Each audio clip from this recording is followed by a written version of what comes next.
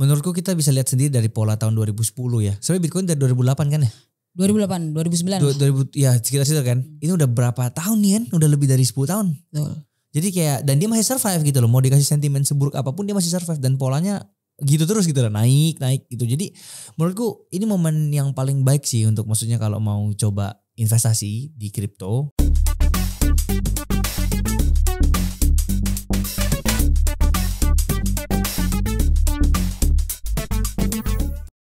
Halo, selamat datang di Cuan Talks Ajaib Kripto.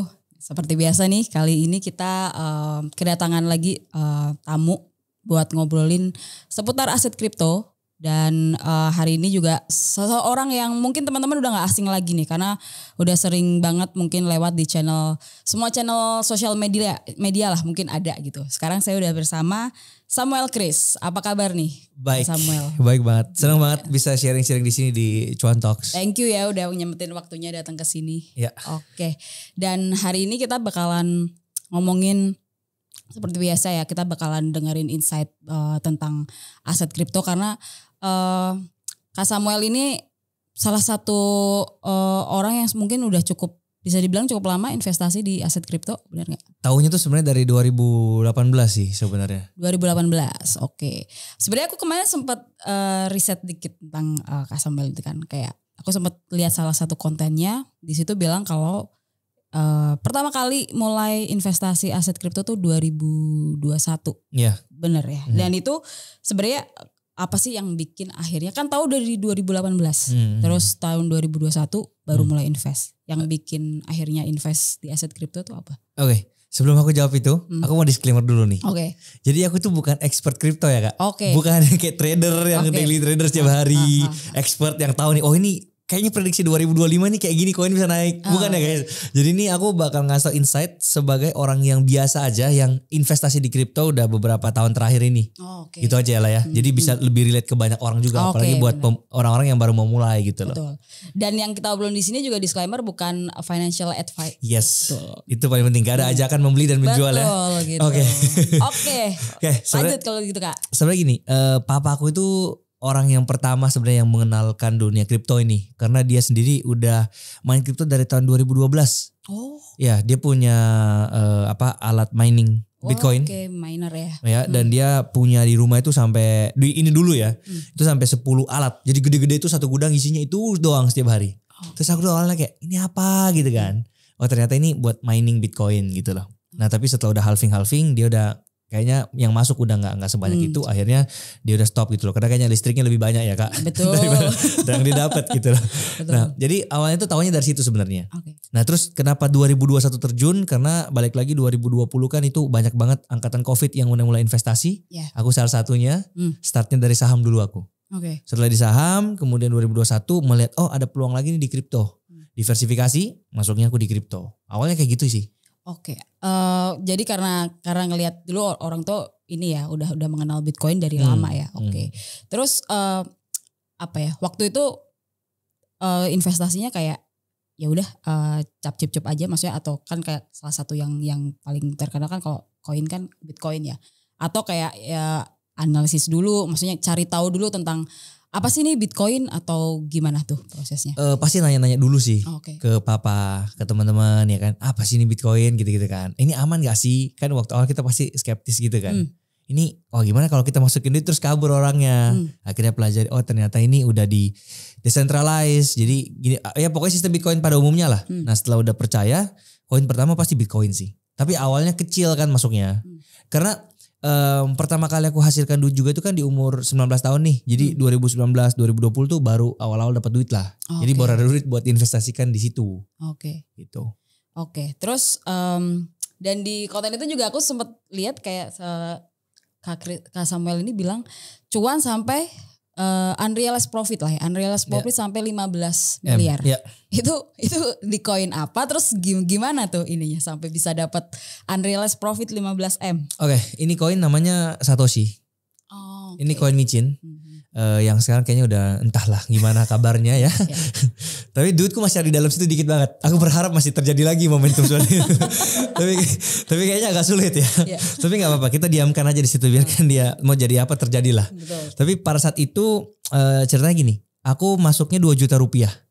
Dari 2 juta? Ya ini koin masih berumur 1 minggu. Oke. Baru lahir 1 minggu. Kemudian ini belum ada di exchange manapun. Jadi ini masuknya lewat PancakeSwap.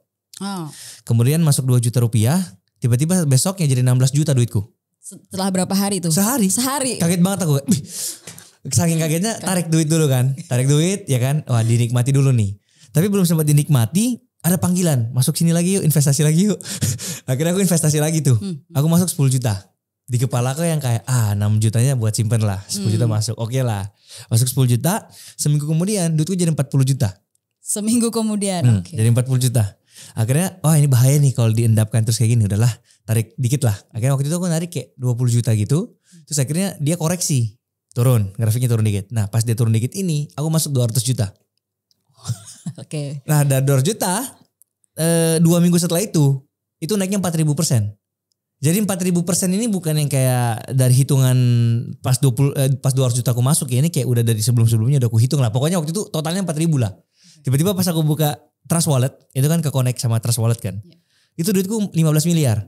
Dan saksi mata ada itu manajerku di situ. Terus ada beberapa orang lagi, aku giniin di depan matanya.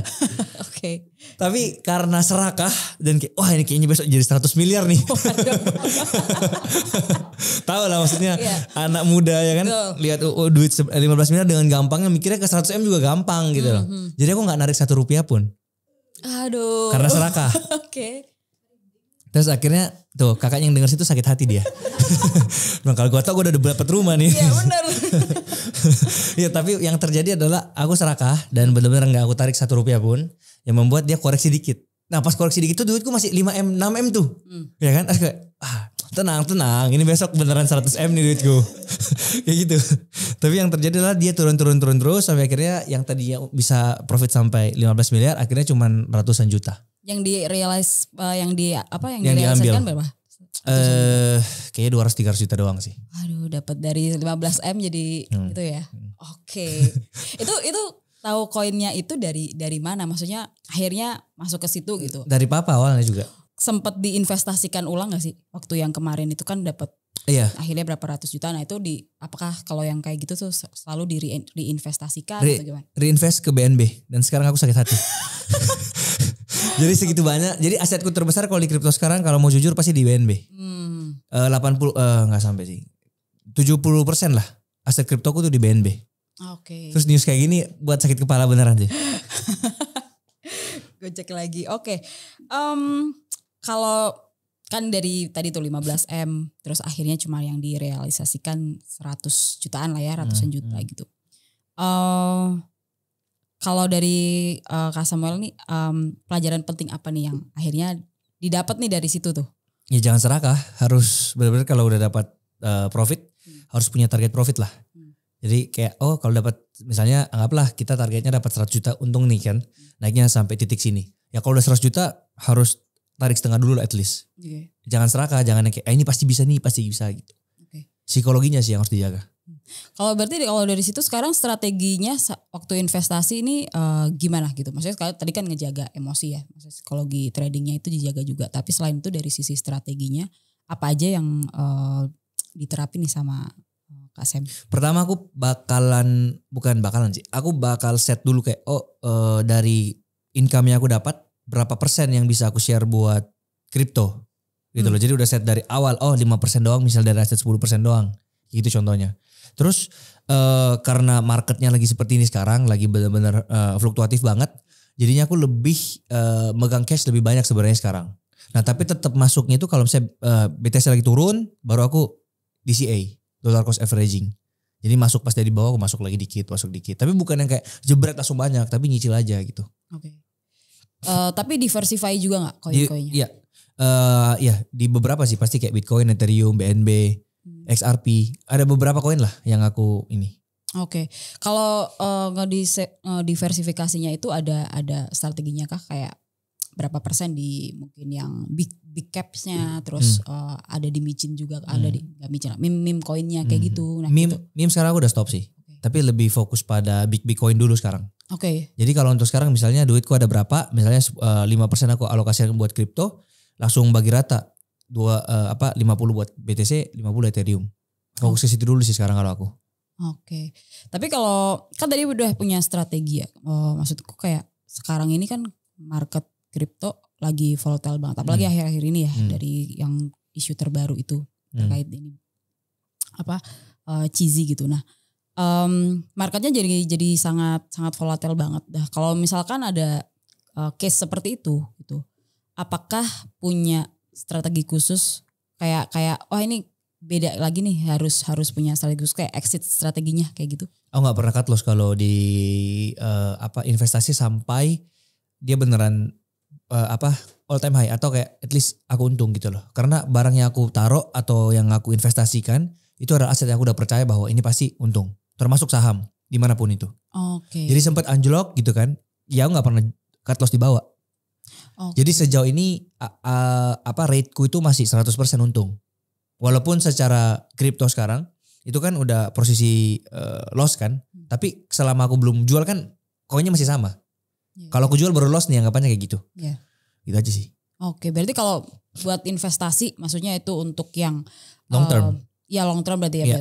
Betul. Jadi kalau misalkan turun lebih ke DCA aja ya. Betul. Oke. Tapi kalau misalkan tapi semuanya berarti lebih ke long term aja. Kalau ada nggak sih yang kayak ibarat kata mungkin lagi ada meme coin yang ya iseng aja gitu kita taruh untuk. Iya, kalau kayak pendeknya kayak gitu. Kalau kayak gitu anggapannya aku siap hilang. Misalnya aku taruh duit masuk 1 juta misalnya kan. Kemarin aku masuk di mana ya? Koinnya siapa sih? Buff Doge. Koinnya Kapten Saham kan itu. Ya pokoknya Buff Doge. Waktu itu meme kan. Kita masuk aku untung sih. Tapi temenku pada rugi semua gitu loh. Jadi maksudnya kayak tapi ada beberapa lagi kayak misalnya Christmas Shiba atau apa yang meme pada saat itu masuk misalnya 1 juta. Ya kalau pas dia turun sampai 500 ribu yaudah aku biarin aja. Itu kayak duit udah siap hilang gitu loh. Oke, berarti gak nentuin batas cut loss gak atau take profitnya kayak gitu? Kalau take profit ada, tapi kalau cut lossnya aku nggak pernah tarik. Kalau take profitnya kayak untuk yang jangka pendeknya itu misalkan berapa persen biasanya kalau ngesetnya? Biasanya kalau meme coin pasti targetnya minimal 50% kan, minimal. Take profitnya ya? Take profitnya. Oke. Jadi kalau udah profit kayak gitu aku tarik modalnya keluar dulu, profitnya aku tinggalin di dalam. Kalau misalkan dalam investasi kayak gitu ada nggak dari Kasem kayak gitu tools tertentu yang dipakai untuk analisis kayak gitu? Nggak ada sih, aku beneran pure pada news. Karena kan aku investasi jangka panjang kan. Jadi mau analisa apa juga gitu loh. Susah sih apalagi kripto ya. Sangat-sangat dipengaruhi sama news lah. Mau kita tarik garis, ini kesini nih, ini candlenya seperti ini. Batas bawahnya begini, tembus ini udah tembus pasti naik nih. Tapi kalau newsnya tiba-tiba kayak BNB muncul kayak gitu, apa gitu kan? Betul. Jadi menurutku yang penting kita tetap percaya gitu kan sama aset kita. Dan ya dengan news separah ini pun ya maksudnya nggak membuat Binance hancur kan. Tetap ya turun-turun gitu. Tapi masih bisa ketahan gitu loh. Jadi menurutku ini udah kalau dari aku pribadi ya itu udah pertanda bahwa ini bentar lagi bullish marketnya.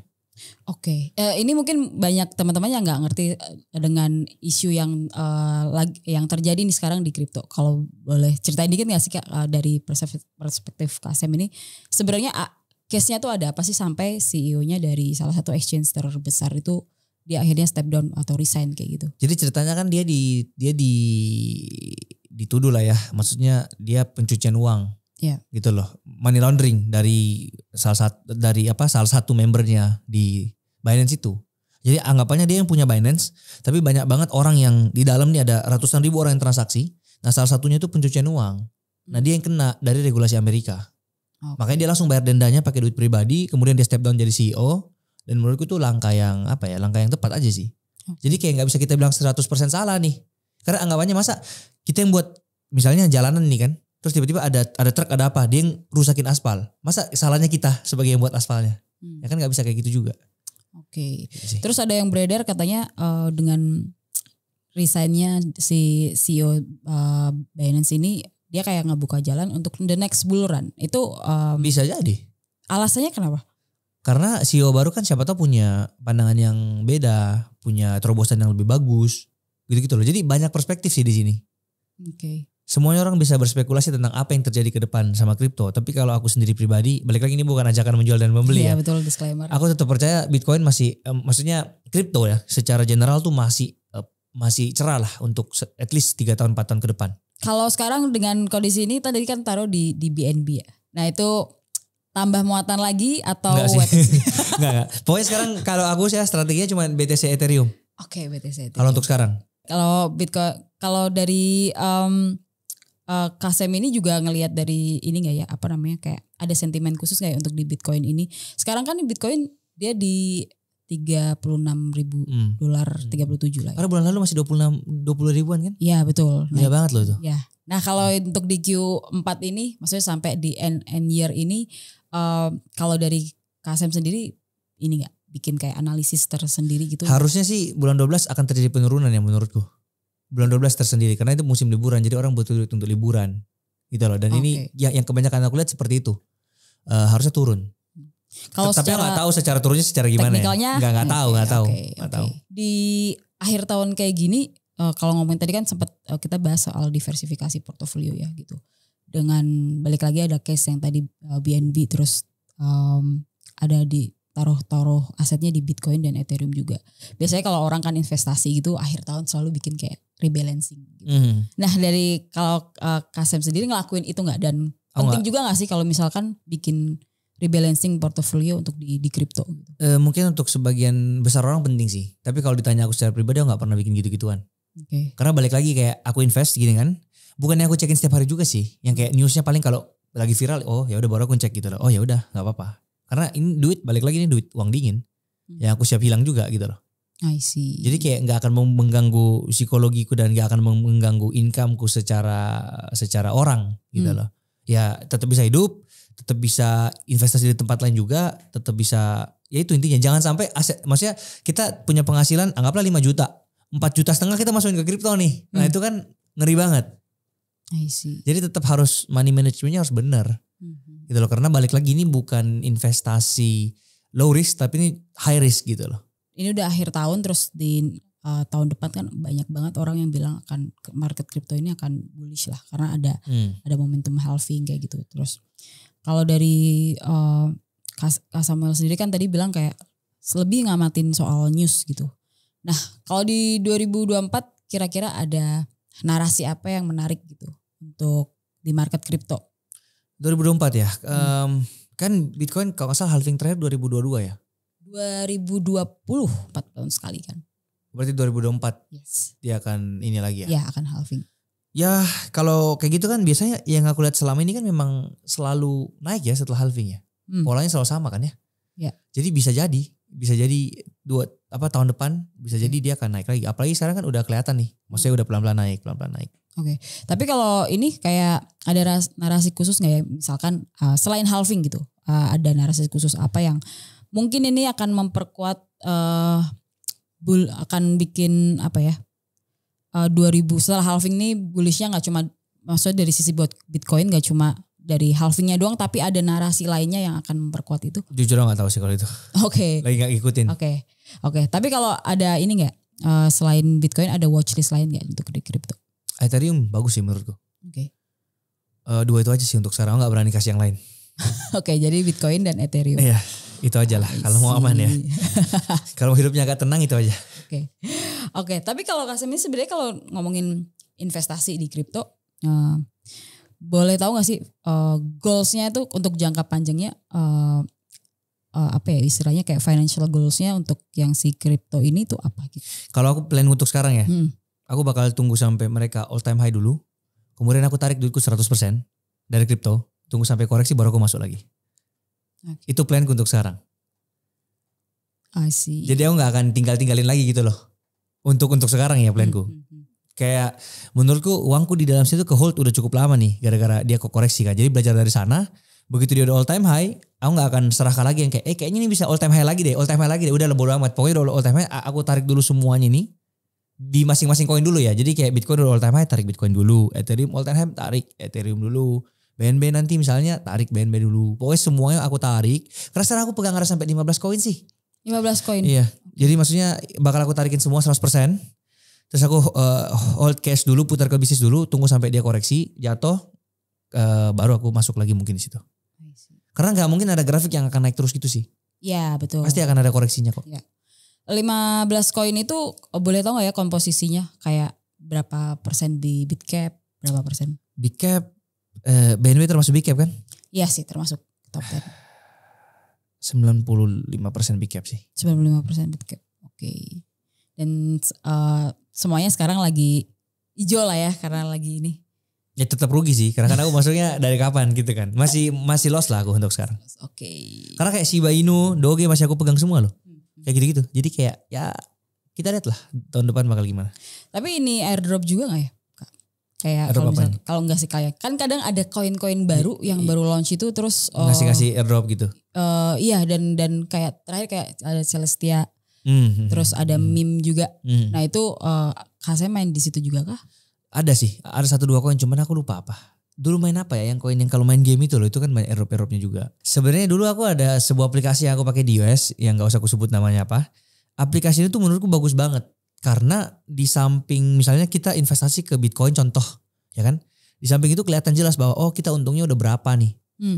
Sedangkan kalau kita mau ngomongin di kompetitornya Ajaib misalnya, itu dia nggak ada fitur ini yang ngasih tahu kayak all time high kita udah untung berapa, minus berapa. Harus dicek manual. Oke. Kayak belinya kita di harga berapa. Jadi harus dicatat di notes dulu nih. Kita belinya di harga berapa jumlah yang kita beli. Bitcoinnya contoh kayak gitu.